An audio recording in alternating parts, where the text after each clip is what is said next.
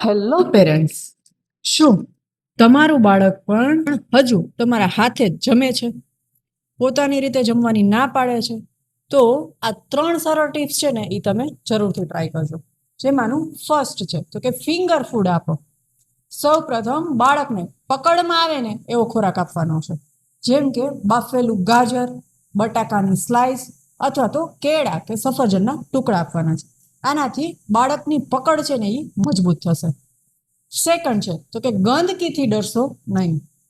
બાળક ખોરાક છે એ ઢોળશે, મોં કે કપડાં છે એ બગાડશે, પણ ચિંતા કરવાની નથી. આ ગંદકી છે ને એ એમને શીખવવાનો એક ભાગ જ છે. એમને જાતે અડવા કે એક્સપ્લોર કરવા આપવાનું છે. થર્ડ છે તો કે સાથે બેસીને જમવાનું છે.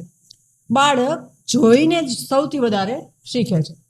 જ્યારે તમે જમવા બેસો ને ત્યારે બાળકને પણ તમારી સાથે જમવા બેસાડવાનું છે અને એની પોતાની એક પ્લેટ આપવાની છે.